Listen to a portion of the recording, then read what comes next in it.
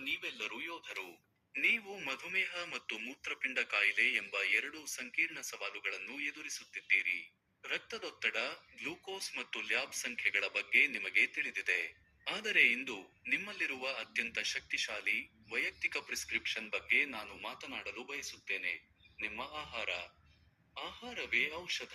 ನಿಮ್ಮ ತಟ್ಟೆಯಲ್ಲಿರುವುದನ್ನು ಆರಿಸಿಕೊಳ್ಳುವ ಮೂಲಕ ನಿಮ್ಮ ಮೂತ್ರಪಿಂಡ ಕಾಯಿಲೆಯ ಪ್ರಗತಿಯನ್ನು ನಾಟಕೀಯವಾಗಿ ನಿಧಾನಗೊಳಿಸುವ, ಔಷಧಿಗಳ ಮೇಲಿನ ಅವಲಂಬನೆಯನ್ನು ಕಡಿಮೆ ಮಾಡುವ ಮತ್ತು ನಿಮ್ಮ ಶಕ್ತಿಯನ್ನು ಸುಧಾರಿಸುವ ಸಾಮರ್ಥ್ಯ ನಿಮಗಿದೆ. ಇದು ಕೇವಲ ಬೇಡ"ಗಳ ಪಟ್ಟಿಯಲ್ಲ. ಇದು ನಿಮ್ಮ ಪ್ರಮುಖ ಅಂಗಗಳನ್ನು ರಕ್ಷಿಸುವ ಯೋಜನೆಯಾಗಿದೆ. ನಿಮ್ಮ ಆಹಾರದ 3 ಮುಖ್ಯ ಆಧಾರ ಸ್ತಂಭಗಳು. ಡಿಕೆಡಿ ರೋಗಿಗಳಿಗೆ, ಮುಖ್ಯ ಗುರಿ ನಿಮ್ಮ ಕಷ್ಟಪಟ್ಟು ದುಡಿಯುವ ಮೂತ್ರಪಿಂಡಗಳನ್ನು ಅನಗತ್ಯ ಒತ್ತಡದಿಂದ ರಕ್ಷಿಸುವುದಾಗಿದೆ. ನಾವು 3 ನಿರ್ಣಾಯಕ ಸ್ತಂಭಗಳ ಮೇಲೆ ಗಮನ ಹರಿಸುತ್ತೇವೆ. 1. ಮಸಾರ ನಿಯಂತ್ರಣ: ಮೂತ್ರಪಿಂಡದ ಕೆಲಸದ ಹೊರೆಯನ್ನು ಕಡಿಮೆ ಮಾಡುವುದು. ನೀವು ಸೇವಿಸುವ ಮಸಾರ, ಪ್ರೋಟೀನ್, ದ ತ್ಯಾಜ್ಯ ಉತ್ಪನ್ನಗಳನ್ನು ನಿಮ್ಮ ಮೂತ್ರಪಿಂಡಗಳು ಫಿಲ್ಟರ್ ಮಾಡುತ್ತವೆ. ನೀವು ಹೆಚ್ಚು ಪ್ರೋಟೀನ್ ತಿಂದರೆ, ಅದು ಒತ್ತಡ ಮತ್ತು ಹಾನಿಯನ್ನು ಉಂಟುಮಾಡುತ್ತದೆ. ಪ್ರಿಸ್ಕ್ರಿಪ್ಷನ್: ನಿಮ್ಮ ನೆಫ್ರಾನ್ಗಳ ಮೇಲಿನ ಕೆಲಸದ ಹೊರೆಯನ್ನು ಕಡಿಮೆ ಮಾಡಲು, ಸಸ್ಯ ಆಧಾರಿತ ಮೂಲಗಳಿಗೆ ಒತ್ತು ನೀಡುವ ಮೂಲಕ ಮಧ್ಯಮ, ಉತ್ತಮ ಗುಣಮಟ್ಟದ ಮಸಾರ ಅಗತ್ಯವಿದೆ. 2. ಸೋಡಿಯಂ ನಿರ್ಬಂಧ: ರಕ್ತದೊತ್ತಡಕ್ಕೆ ರಕ್ಷಾಕವಚ. ಅಧಿಕ ರಕ್ತದೊತ್ತಡವು ಮೂತ್ರಪಿಂಡ ವೈಫಲ್ಯಕ್ಕೆ ಎರಡನೇ ಪ್ರಮುಖ ಕಾರಣವಾಗಿದೆ. ಅದನ್ನು ನಿಯಂತ್ರಿಸಲು ವೇಗವಾದ ಮಾರ್ಗ: ಹೆಚ್ಚುವರಿ ಉಪ್ಪನ್ನು ತೆಗೆದುಹಾಕಿ.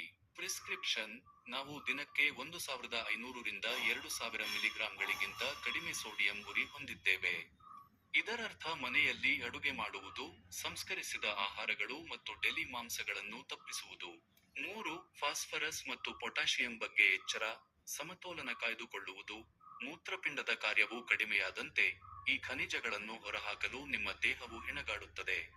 ಅಧಿಕ ಮಟ್ಟಗಳು ನಿಮ್ಮ ಮೂಳೆಗಳು ಮತ್ತು ಹೃದಯಕ್ಕೆ ಮೌನ ಬೆದರಿಕೆಗಳಾಗಿವೆ. ಪ್ರಿಸ್ಕ್ರಿಪ್ಷನ್: ನಾವು ನಿಮ್ಮ ಲ್ಯಾಬ್ಗಳನ್ನು ಸೂಕ್ಷ್ಮವಾಗಿ ಗಮನಿಸುತ್ತೇವೆ. ಆದರೆ ಸಾಮಾನ್ಯವಾಗಿ, ಡೈರಿ, ಬೀಜಗಳು ಮತ್ತು ಕೆಲವು ಹಣ್ಣುಗಳು, ತರಕಾರಿಗಳ ಬಗ್ಗೆ ಜಾಗರೂಕರಾಗಿರಿ ಮತ್ತು ನೈಸರ್ಗಿಕವಾಗಿ ಈ ಖನಿಜಗಳಲ್ಲಿ ಕಡಿಮೆ ಇರುವ ಆಹಾರಗಳನ್ನು ಆರಿಸಿಕೊಳ್ಳಿ. ನಿಮ್ಮ ದೈನಂದಿನ ಪ್ರಿಸ್ಕ್ರಿಪ್ಷನ್: ಊಟದ ಪ್ರಕಾರ ಇದು ಹಸಿವಿನಿಂದ ಇರುವುದು ಎಂದರ್ಥವಲ್ಲ. ಇದು ಪೋಷಣೆ. ಶಕ್ತಿಶಾಲಿ, ಮೂತ್ರಪಿಂಡ ರಕ್ಷಣೆಯ ದಿನ ಹೇಗಿರುತ್ತದೆ ಎಂಬುದು ಇಲ್ಲಿದೆ. ಉಪಾಹಾರ: ಬ್ರೇಕ್ಫಾಸ್ಟ್, ತುಂಬಿ ಹರಿಯದೆ ಶಕ್ತಿ ತುಂಬುವುದು. ಸಿಹಿಧಾನ್ಯಗಳು ಮತ್ತು ಅಧಿಕ ಸೋಡಿಯಂ ಉಪಹಾರ. ಮಾಂಸಗಳನ್ನು ಮರೆತುಬಿಡಿ. ಉದಾಹರಣೆ: ಅರ್ಧ ಕಪ್ ಹಳೆಯ ಶೈಲಿಯ ರೋಲ್ಡ್ ಓಟ್ಸ್, ನೀರು ಅಥವಾ ಅಕ್ಕಿ ಹಾಲಿನಲ್ಲಿ, ಬ್ಲೂಬೆರ್ರಿ ಅಥವಾ ರಾಸ್ಪ್ಬೆರ್ರಿಗಳಂತಹ ಕಡಿಮೆ ಪೊಟ್ಯಾಷಿಯಂ ಹಣ್ಣುಗಳೊಂದಿಗೆ. ಅಥವಾ ದೊಣ್ಣೆ ಮೆಣಸಿನಕಾಯಿ ಮತ್ತು